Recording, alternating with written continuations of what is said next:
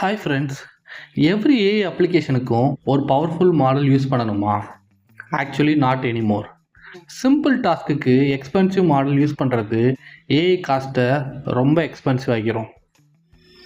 இதில் dynamic model ரவுட்டிங்னா ஒவ்வொரு ரெக்வெஸ்ட்டுக்கும் சரியான ஏஐ மாடலை ஆட்டோமேட்டிக்கலி செலக்ட் பண்ணுறது. ஃபார் எக்ஸாம்பிள், சிம்பிள் கொஸ்டினுக்கு கிளாட் ஹைக்கூ, காம்ப்ளெக்ஸ் டாஸ்க்குக்கு கிளாட் சோனட் ஆர் ஓப்பஸ் மாதிரி மோர் பவர்ஃபுல் மாடலை யூஸ் பண்ணலாம். இதை ரியல் எக்ஸாம்பிளில் பார்க்கலான்னா, சிம்பிள் டெக்ஸ்ட் சம்மரைசேஷனுக்கு கிளாட் ஹைக்கூவே போதும்.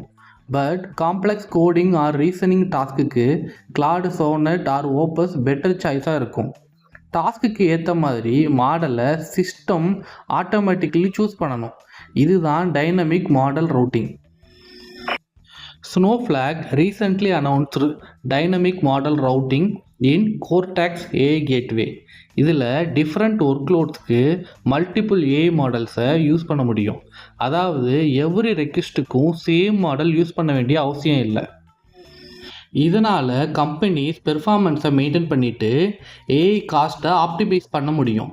ஃப்யூச்சர் ஏஐ அப்ளிகேஷனில் ஒன் மாடல் டஸ் எவ்ரிதிங் அப்படின்ற அப்ரோச் குறைஞ்சி டாஸ்க்குக்கு ஏற்ற மாடல் ஆட்டோமேட்டிக்கலி சூஸ் ஆகும். So right model plus right task plus right cost. இதுதான் டைனமிக் மாடல் ரவுட்டிங்கோட மெயின் ஐடியா.